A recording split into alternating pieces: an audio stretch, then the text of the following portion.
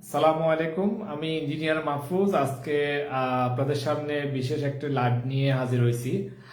তো প্রথমে হচ্ছে যে বছরের শুরু, সেটা হচ্ছে আজকে 1 তারিখ, অর্থাৎ 2025, 1 তারিখ 1 মাস 2025 সালের প্রথম দিন। তো সবাইকে নতুন বছরের শুভেচ্ছা।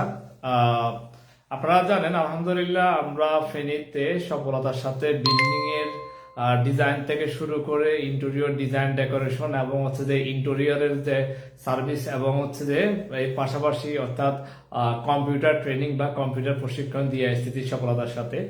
তো আজকে আপনাদের সাথে আসলে বিল্ডিং এর দুইটা বিষয় নিয়ে আপনাদের সামনে গুরুত্বপূর্ণ দুইটা বিষয় নিয়ে আজকে কথা বলবো ইনশাআল্লাহ। তো আবারও সবাইকে, অনেকে লাইভে যুক্ত হচ্ছেন, সবাইকে নতুন বছরের শুভেচ্ছা বেস্টেক হোম ডিজাইন অ্যান্ড কনসালটেন্ট এর পক্ষ থেকে এবং হচ্ছে যে ক্যাডল্যাব আইটি ট্রেনিং এর পক্ষ থেকে সবাইকে শুভেচ্ছা জানাচ্ছি। তো আপনারা অলরেডি টাইটেল দেখে বুঝতে পারছেন আমরা কোন বিষয় নিয়ে আজকে আলোচনা করব। বিষয়টা হচ্ছে যে প্রথম হচ্ছে যে আপনারা জানেন আলহামদুলিল্লাহ সফলতার সাথে, আবারও বলতেছি, আমরা আজকেও নতুন বছরের শুরুতেই, অর্থাৎ উনি ছিলেন আমাদের একজন সেনাবাহিনী ক্লায়েন্ট, অর্থাৎ ওনাকে আজকে বিল্ডিং এর ডিজাইন হ্যান্ড ওভার করি। তো গতকাল বছরের লাস্ট দিন, গতকাল আমরা আরো একটা বিল্ডিং আপনাদের দোয়া আলহামদুলিল্লাহ ডিজাইন দিই, সেটা হচ্ছে যে তাদের হাতে পৌঁছাই দিই। এবং আরেকটা আসছে আজকে, অলরেডি আমাদের আইডির মাধ্যমে দেখতে পাচ্ছেন যে আমরা আজকেও একটা ডিজাইন প্রোভাইড করলি। তো আলহামদুলিল্লাহ প্রতিনিয়ত এবং এই সপ্তাহে আমরা ইনশাল্লাহ আরো দুইটা ডিজাইনের বই ইনশাল্লাহ সাবমিট করব। তো আপনারা অবশ্যই দোয়া করবেন। তো প্রথম কথা হচ্ছে যে অনেকের স্বপ্ন থাকে দেশ বিদেশে, যেমন অনেকে আলহামদুলিল্লাহ আমাদেরকে ফলো করেন, দেশে এবং বিদেশ থেকে অনেকে ফলো করেন এবং দেখেন আমাদের কার্যক্রমগুলা প্রতিনিয়ত কম বেশি আমাদের সাথে যোগাযোগ করেন এবং বিভিন্ন পরামর্শ আমাদের থেকে নেন। তো সবার প্রতি আসলে কৃতজ্ঞ যারা আমাদেরকে ফলো করেন এবং দোয়া করেন এবং বিভিন্ন বিষয় নিয়ে আলোচনা করেন আমাদের সাথে। তো মেন কথা হচ্ছে যে আপনি যে একটা বিল্ডিং করবেন সারা জীবনের স্বপ্ন, যেহেতু অনেকে আছে এখানে প্রবাসী, অনেকে ব্যবসায়ী, অনেকে দেশে ইনকাম করেন, অনেকে বিদেশে ইনকাম করেন। আমি বিদেশি ভাইদের কথা যা সবসময় বেশি বলি, কারণ হচ্ছে যে তারা অর্থাৎ সবকিছু ছেড়ে দিয়ে, অর্থাৎ দেশের যে মায়া সবকিছু ছেড়ে দিয়ে তারা বাইরের দেশে ইনকাম করে এবং তাদের একটা সারা জীবনের স্বপ্ন থাকে যে একটা বিল্ডিং করা। তো ওই বিল্ডিংটা যদি তার মনের মতো না হয়, অর্থাৎ অর্থাৎ যদি যদি নিজের মনের মতো না হয়, তাহলে জিনিসটা আসলে আপনারা তো বুঝতেছেন যে জিনিসটা আপনি গ্রহণ করবেন, অর্থাৎ আপনি ইউজ করবেন, সেটা যদি করে যদি আপনি মজা না পান এবং আপনি কি করতেছেন সেটা যদি আপনি যদি আইডিয়াই না পান এবং আপনার এটা যদি মজবুত বা টেকসই যদি না হয়, আসলে সম্পূর্ণ বৃথা। তো যাই হোক, আমরা আসলে যেটা আপনাদের সাথে আজকে এরকম ধারাবাহিকভাবে ইনশাআল্লাহ প্রত্যেকটা পার্ট ডে বাই ডে আমরা আপনাদের সাথে আলোচনা করি এবং বুঝাই, দেখাই যে এই বিষয়গুলো করতে হবে, সতর্ক করি, বিভিন্ন বিষয় নিয়ে আলোচনা করি। আপনারা দেখেন অনেকেই জানেন এবং অনেকে হয়তো বা জানেন না। তো প্রথমে আমি মাটির বিষয়টা নিয়ে একটু কথা বলি। যেমন দেখেন, আমরা অনেক সময় বিল্ডিং এর উপর একটা মাটির যে বিষয়টা, অর্থাৎ মাটি পরীক্ষাটা কি, অর্থাৎ মাটি পরীক্ষাটা কেন করব। দেখেন, একটা বিল্ডিং এর ভার বহন ক্ষমতা একমাত্র নির্ভর করে হচ্ছে যে আপনার মাটির কন্ডিশনের উপরে, variable depend on soil condition. অর্থাৎ আপনি যে মাটির ভার বহন ক্ষমতাটা নির্ভর করতেছে যে আপনি ফাউন্ডেশনটা কোন জায়গাতে স্থাপন করতেছেন। একটা বিষয় হচ্ছে যে অনেকে হচ্ছে যে আন্দাজেই বলেন যে 5 ফিট গভীরে যান, 4 ফিট গভীরে যান, 10 ফিট গভীরে যান, 12 ফিট গভীরে যান, 15 ফিট গভীরে যান। এটা আসলে মনের কথা, যে আমরা মুখ দিয়ে একটা কথা বলে ফেললাম, এটা দিয়ে কখনো বিল্ডিং এর ক্ষেত্রে হয় না। বিল্ডিংটা সম্পূর্ণ আপনার লোডটা নির্ভর করে হচ্ছে যে কোন জায়গাটা দিলে আপনার এটা লোডটা পর্যাপ্ত নিতে পারবে এবং স্থাপন করলে ভালো হবে, সেটা আপনাকে গ্রহণ করতে হবে।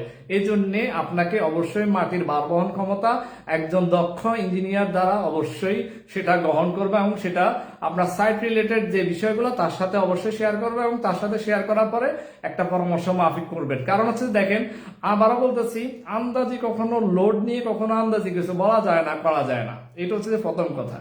কারণ আপনি যদি মনে করেন যে আমার বাপ দাদার দিনে অনেক আগের এই মাটিটা অনেক ভালো, আমার বাবারা ব্যবহার করছে, আমি ব্যবহার করছি, এটা অনেক পুরাতন, বিল্ডিং এর ক্ষেত্রে এই বিষয়গুলো যায় না। ঠিক আছে, এটা হচ্ছে যে প্রথম কথা।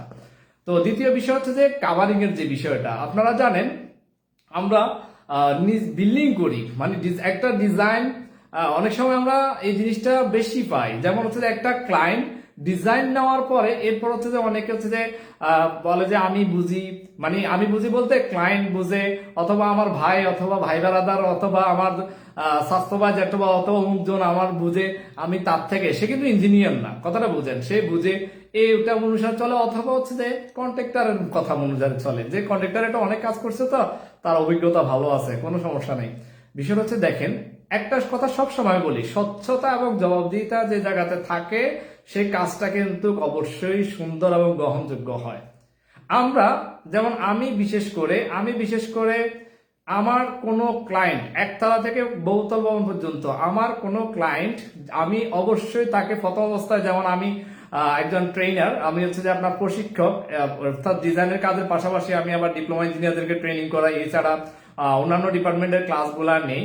তো সেক্ষেত্রে আমি সব সময় স্টুডেন্টদেরকে যেভাবে ক্লাস করাই ঠিক একইভাবে আমি ক্লায়েন্টকে সামনে রেখে এবং হচ্ছে কন্ট্রাক্টর বা ঠিকাদার যাকে কাজ দেন তাকে আমরা সামনে বসাই, আপনি ডিজাইনটা বুঝছেন কিনা এই অনুসারে দেখেন আমাকে কাজ বুঝাই দিতে হবে। এই জন্য আমরা রুলস যতটুকু সম্ভব হয় চেষ্টা করি যে রুলস গুলা ফলো করতে, এবং সেই অনুসারে আমরা কাজগুলা করি। আমরা একতলা থেকে শুরু করে বহুতল ভবনের সবগুলা চেষ্টা করি রুলস এর মধ্যে রাখতে। তো এই কথাটা বলার উদ্দেশ্যটা কি? এই কথাটা বলার উদ্দেশ্য হচ্ছে যে আপনারা অনেক সময় ডিজাইনটা নিয়ে আপনারা মনে করেন যে হ্যাঁ আমার এই ডিজাইন অনুসারে আমি বুঝে গেছি, এই অনুসারে কাজ হবে। দেখেন, যার যেই কাজ, আমি যেমন যদি আমি বলি, যেমন ডাক্তারের যদি কাজ যদি বলি যে আমি সব বুঝি, তাহলে সবকিছু আমি যদি করে ফেলি, তাহলে কিন্তু সেটা ওই চিকিৎসার কারণে কিন্তু ডাক্তার যে সঠিক যে চিকিৎসাটা দেওয়ার কথা ওইটা যদি না হয়, আপনার অন্য একজন আন্দাজে যদি বলে যে আমি ওই চিকিৎসাটা আমি পারি, আমি করে ফেলি, তাহলে রুগীর আর বাঁচা সম্ভব না। ঠিক বিল্ডিং এর ক্ষেত্রে আমি বিএসসি সিভিল ইঞ্জিনিয়ার, আমি যদি আপনাদেরকে বলি যে যেটা নিয়ে গবেষণা করে তার হাতে ওইটা আপনি অবশ্যই সুপর্দ করবেন এবং তার থেকে পরামর্শ নেবেন, এবং ডিজাইন নেওয়ার পরেও তার পরামর্শ মাফিক ওইভাবে হচ্ছে কিনা সেটা আপনাকে অবশ্যই গ্রহণ করতে হবে। তাহলে সেটা কি? সেটা হচ্ছে যে আমরা বলছিলাম একটা বিল্ডিং এর, আপনারা টাইটেল দেখে অলরেডি বুঝছেন যে মাটি পরীক্ষার বিষয়টা অলরেডি কথা বলছি, এখন বলতেছি ক্লিয়ার কাভারের যে বিষয়টা।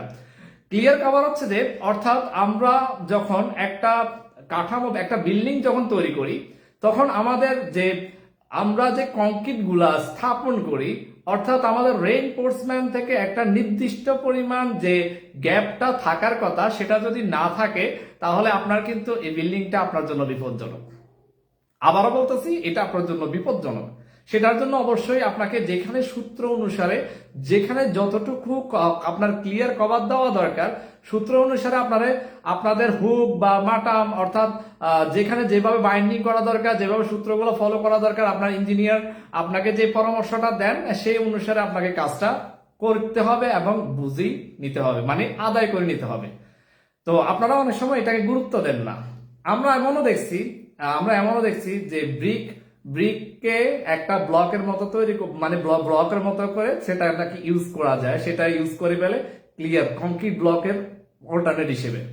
দেখেন, আমরা আবারও বলতেছি আপনাদেরকে যে একটা বিল্ডিং শুধুমাত্র আপনি ডিজাইন পর্যন্ত সীমাবদ্ধ থাকলে হবে না, অথবা আপনি আন্দাজে কন্ট্রাক্টর একটার কথায়, অথবা আপনার অমুক ভাই বা অমুক জন ব্যক্তির সাথে আপনার পরামর্শ করে আপনি কাজ করে ফেললেন, এটা আপনি এই কাজটা করবেন না। রিকোয়েস্ট করবো আপনাদেরকে, একটা আপনার একতলা থেকে শুরু করে বহুতল ভবন যাই হোক না কেন, সেটা পরামর্শ মাফিক কাজ করবেন, এবং আপনার ঘরটা কেমন হচ্ছে একটা ডিজাইনের মাধ্যমে আপনি সেটা পূর্ণাঙ্গ ধারণা পাবেন, এবং আপনার এস্টিমেটের যে ধারণাটা সেটা আপনি ডিজাইন করার পরে এটা বুঝতে পারবেন। তো আসলে ক্লিয়ার কভারের বিষয়গুলো নিয়ে আলোচনা করলাম, এবং হচ্ছে যে মাটির যে ভারবহন ক্ষমতা অর্থাৎ মাটি পরীক্ষার যে বিষয়টা সেটা নিয়ে আপনাদের সাথে মোটামুটি আলোচনা করলাম।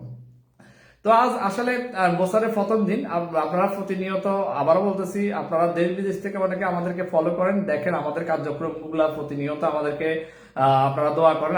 আবারও বলতেছি, আপনাদের সবার প্রতি আমি কৃতজ্ঞ। আপনারা আমাদের জন্য দোয়া করবেন ইনশাল্লাহ। ধারাবাহিকভাবে যারা কাজ করছেন তো আলহামদুলিল্লাহ, যারা বিল্ডিং করে ফেলছেন আলহামদুলিল্লাহ, যারা আত্মীয় স্বজন যারা আছেন তাদের জন্য অবশ্যই তারা সঠিক যে দিক নির্দেশনামূলক যে বিষয়গুলো তারা অবশ্যই দিবেন। এবং এর পাশাপাশি আরেকটা মেসেজ আপনাদেরকে দিচ্ছি, যারা হচ্ছে যে কম্পিউটার প্রশিক্ষণ নিবে, আপনাদের হচ্ছে যে ভাই বোন অথবা আপনার ছেলে মেয়ে, আপনারা সময়ের সাথে সাথে তাদেরকে অবশ্যই কম্পিউটার বা হাতের কাজগুলা অবশ্যই শিখাই নেন। সেটা ভালো একটা আপনাকে একটা অবস্থানে নিয়ে যাওয়ার জন্য অবশ্যই ভূমিকা পালন করবে। পড়ালেখার পাশাপাশি অবশ্যই হাতের কাজ শিখাবেন, সেটা অবশ্যই আপনার গুরুত্বপূর্ণ একটা দিক হিসেবে অবশ্যই আপনার গ্রহণ করবে। তো আজ এ পর্যন্ত, ইনশাল্লাহ নেক্সট কোনো বিষয় নিয়ে আমরা হাজির হয়ে যাব ধারাবাহিকভাবে ইনশাল্লাহ। মানে প্রতিনিয়ত আমরা চেষ্টা করব যে আপনাদেরকে আমাদের আপডেট গুলা দিতে যে কোনো বিষয়ে। আজ এ পর্যন্তই, আল্লাহ হাফেজ, আসসালামু আলাইকুম রহমতুল্লাহ।